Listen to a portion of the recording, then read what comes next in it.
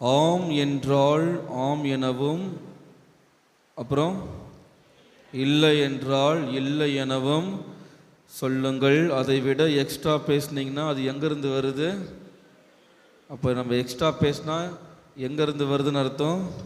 தீயோனிடமிருந்து வருகிறது. எனவே நான் எக்ஸ்ட்ரா பேச போகிறதில்ல. 5 வார்த்தைகள் தான் பேச போகிறேன். எனவே இன்றைய வாசகம் சற்று நீண்ட வாசகம். அதை சுருக்கி பார்க்கும் பொழுது என்ன சொல்ல வருகிறது என்று பார்க்கும் பொழுது, விண்ணரசுக்குள் புகுவதற்கு உங்களை நீங்கள் தயார்படுத்தி கொள்ளுங்கள். ஏனென்றால் நாம் தவக்காலத்தை ஆரம்பிக்கவிருக்கின்றோம். எனவே தவக்காலத்திற்கு உங்களையே தயாரித்து கொள்ள, விண்ணரசுக்குள் நீங்கள் புகுவதற்கு உங்களையே நீங்கள் தயாரித்து கொள்ளுங்கள். அதை தான் ஆண்டவர் கொலை செய்யாதே, விபச்சாரம் செய்யாதே, பொய்யான இடாதே, இதை செய்யாதீர்கள் என்று பல்வேறு விஷயங்களை ஆண்டவர் நமக்கு கற்பிக்கின்றார். எனவே விண்ணரசுக்குள் புகுவதற்கு நாம் என்னென்ன செய்ய வேண்டும் என்பதை இறைவன் நமக்கு கற்றுத்தருகின்றார். அதை தான் நாம் சுருக்கமாக இந்த மறையுரையில் பார்க்க போகின்றோம். எனவே 5 முக்கியமான பண்புகளை நாம் கொண்டிருக்க வேண்டும்.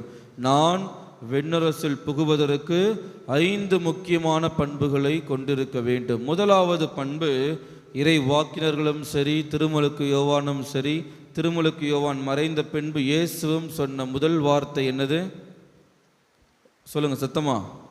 மனம் என்னமா சொல்லுங்க. ஏதோ சொல்ல வந்தீங்களே, சொல்லுங்கம்மா. அன்பு செய்யணும். அதுக்குன்னா முன்னாடி என்ன பண்ணணும்? மனம் திரும்புதல். நாம் மனம் திரும்பி இறைவனிடம் வர வேண்டும். அதை தான் மத்தேயு நற்செய்தி 4:17 என்ன வாசிக்கிறோம்? மத்தேயு 4:17, மனம் மாறுங்கள், ஏனெனில் விண்ணரசு நெருங்கி வந்துவிட்டது. நாம் விண்ணரசை நெருங்கி கொண்டிருக்கின்றோம். நாம் மனம் மாற வேண்டும். இதுவரைக்கும் எப்படி இருந்தோமோ சரி, ஆனால் இனி வரக்கூடிய காலத்திலாவது நாம் மனமாற்றம் பெற்றவர்களாக, இறைவனுக்கு உகந்த பிள்ளைகளாக நாம் வாழ்வதற்கு முயற்சி செய்ய வேண்டும். அதுதான் நம்ம சபையுறால் புத்தகத்தில் வாசிக்கிறோம். மனிதருடைய வாழ்நாள் குறுகியது, பயனற்றது, நிழலை போல மறையக்கூடியது. நம்முடைய வாழ்நாள் எப்படிப்பட்டது? நமது வாழ்நாள் எப்படிப்பட்டது? குறுகியது, பயனற்றது, நிழலை போல மறையக்கூடியது. வாழப்போகிற வாழ்க்கை ரொம்ப ரொம்ப குறுகிய வாழ்க்கை. எப்போ என்ன நடக்குன்னு யாருக்குமே தெரியாது. எனவே அந்த வாழப்போகிற வாழ்க்கையில் விண்ணரசை நாம் நெருங்கி கொண்டிருக்கின்றோம். அந்த விண்ணரசுக்குள் புகுவதற்கு நான் முழுமையாக தயார் செய்ய வேண்டும் என்றால் என் மனதை மாற்றிக்கொள்ளக்கூடியவனாக இருக்க வேண்டும். சக்கேயு தன் மனதை மாற்றியதனால்தான் எது மேலே ஏறுறாரு? மரத்து மேல் ஏறி இயேசுவை பார்க்கின்றார். இயேசு என்ன சொல்றாரு? சக்கேயு இறங்கி வா, இன்று உன் வீட்டிற்கு மீட்பு உண்டாகிற்று. நான் மீட்பு பெற வேண்டும் என்றால், நான் விண்ணரசுக்குள் புக வேண்டும் என்றால் முதலாவது என்ன விஷயம்? மனம் மாற வேண்டும். நான் இதற்கு முன்னாடி ஏதோ மனித பலவீனத்தினால் அறியாமல் நிறைய தவறுகள் செய்துவிட்டேன். ஆனால் இதற்கப்புறமாவது நான் எந்த அளவுக்கு கடவுளுக்கு ஒரு உகந்த வாழ்க்கையை வாழ்கின்றேன். இது முதலாவது. இரண்டாவது, நாம் மறுபடியும் பிறக்க வேண்டும். என்னது? மனம் மாற வேண்டும். மனம் மாறிய நாம் மறுபடியும் பிறக்க வேண்டும். எடுத்து வாசிங்க. யோவான் 3:5. யோவான் 3:5 என்ன சொல்றாங்க?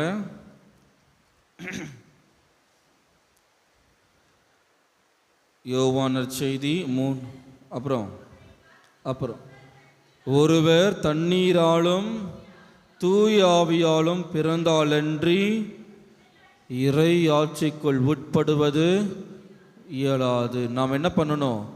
இயேசுவினுடைய இரத்தத்தினாலும் தண்ணீரினாலும் தூய ஆவியாலும் திருமுழுக்கு பெற்றவர்களாக நாம் இருக்க வேண்டும். அதுதான் ஒவ்வொரு திருப்பலியும் என்ன பண்ணுறோம்? ஒவ்வொரு திருப்பலியிலும் நாம் தூய ஆவியை பெற்றுக்கொள்கின்றோம். ஆனால் அந்த தூய ஆவியை நம்மில் தக்க வைத்து கொள்கின்றோமா? சர்ச்சுக்குள்ளே இருக்கும் பொழுது ஒரு மாதிரி இருக்கின்றோம், ஆலயத்தை விட்டு செல்லும் பொழுது நாங்கள்லாம் வேற மாதிரி. ஆமாவா இல்லையா? நடக்குதா இல்லையா? சர்ச்சுக்குள்ளே இருக்கும் பொழுது அவ்வளவு பக்தியாக அந்த மாதிரி ஆட்களை நாம் பார்த்துருக்கவே முடியாது. ஆனால் சர்ச்சுக்கு வெளியே என்னையும் சேர்த்தான், சின்ன ஃபாதரும் சேர்த்தான். பூசை வைக்கும் போது அப்படி பக்தியாக இருப்பார், பூசை முடிச்சு போவானே.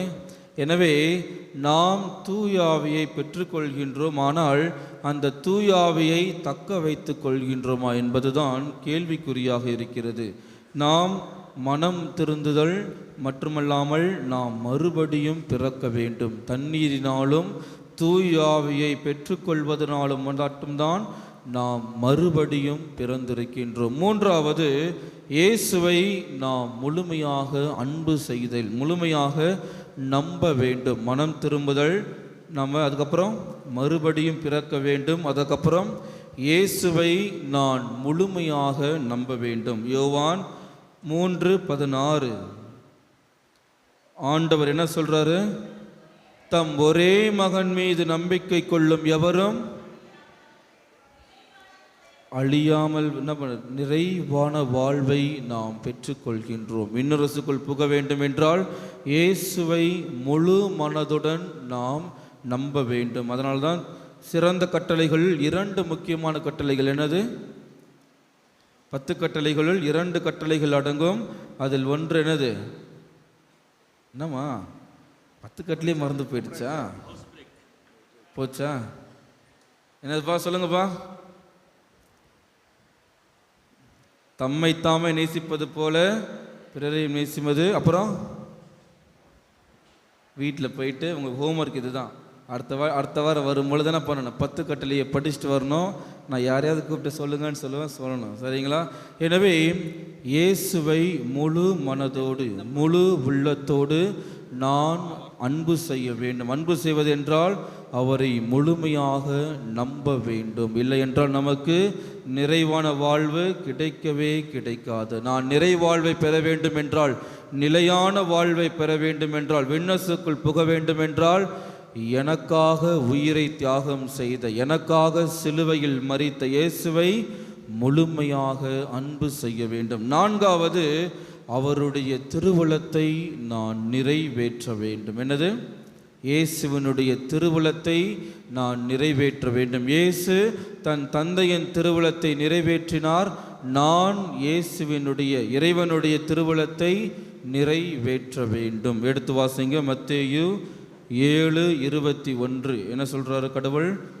மத்தேயு 7:21, என்னை நோக்கி ஆண்டவரே ஆண்டவரே என்போரெல்லாம் விண்ணரசுக்குள் செல்லுவது இல்லவே இல்லை. அப்புறம் மாறாக என்னது?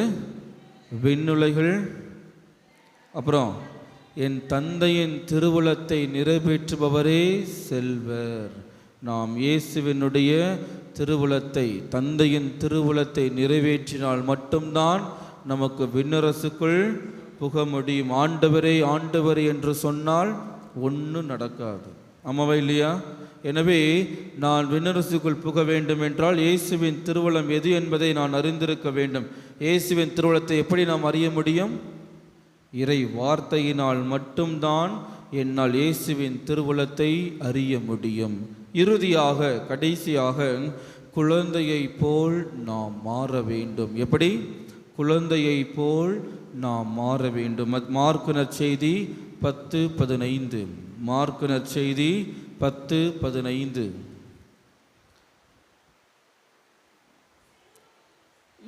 இறையாட்சியை சிறு பிள்ளையை போல் ஏற்றுக்கொள் சத்தமா சொல்லுங்கம்மா. ஏற்றுக்கொள்ளாதோர் அதற்கு உட்பட மாட்டார்கள். எனவே நாம் சிறு பிள்ளையை போல் மாறினால் மட்டும்தான் இறை ஆட்சியை நாம் ஏற்றுக்கொள்ள முடியும். இறை ஆட்சிக்குள் நாம் நுழைய முடியும். சிறு பிள்ளைகளுக்குள் வெஞ்சன்ஸ், பழிவாங்கும் எண்ணம் இருக்கவே இருக்காது. குறை கண்டுபிடிக்கக்கூடிய எண்ணம் இருக்கவே இருக்காது. மற்றவர்களை கேலி செய்ய வேண்டும், மற்றவர்களை பற்றி தவறுதாக பேச வேண்டும் என்ற எண்ணம் இருக்கவே இருக்காது. நம்ம சண்டை போட்டிருப்போம், அடுத்த செகண்டே வந்து நம்மக்கிட்ட விளையாடிட்டு இருப்பாங்க. பார்த்துருக்கீங்களா? குழந்தைகளைப் போல் மாற வேண்டும் என்றால் என்னுடைய உள்ளத்தில் நான் குழந்தைகளைப் போல் மாற வேண்டும். சைல்டிஷ் பிஹேவியர் இருக்கவே கூடாது. குழந்தையைப் போல நாம் மாற வேண்டுமே தவிர குழந்தைகளைப் போல் நாம் நடந்து கொள்ளக்கூடாது. வித்தியாசம் புரிகிறதா? சைல்டிஷ் பிஹேவியர், குழந்தைகளைப் போல சேட்டை பண்ணுறதுலாம் இருக்கக்கூடாது. ஆனால் குழந்தைகளைப் போல் நம்முடைய உள்ளம் படைத்தவர்களாக நாம் மாற வேண்டும். எனவே மனம் திரும்புதல், மறுபிறப்பு எடுத்தல், அது மட்டுமல்லாமல் இயேசுவை முழுமையாக நம்புதல், அதுக்கப்புறம் திருவுளத்தை நிறைவேற்றுதல், குழந்தைகளைப் போல் நாம் மாறுதல். அன்றி இவைகள் எதுவும் இல்லை என்றால் நம்மால் விண்ணரசுக்குள் புக முடியாது. நமது முன்னாடி நல்லது கெட்டது, வாழ்வு இறப்பு, எது எல்லாம் படைக்கப்பட்டிருக்கிறது. நான் எதை தேர்ந்தெடுக்கப் போகின்றேன்? வாழ்வை தேர்ந்தெடுக்கப் போகின்றேனா அல்லது இறப்பை தேர்ந்தெடுக்கப் போகிறேனா? உங்களுடைய கையில் இருக்கிறது. எதை தெரிந்து கொள்ளப் போகிறீர்கள் என்று சிந்தித்து பார்த்து இத்திருப்பலியில் நாம் பக்தியோடு மன்றாடுவோம். அனைவரும் எழுந்து நின்று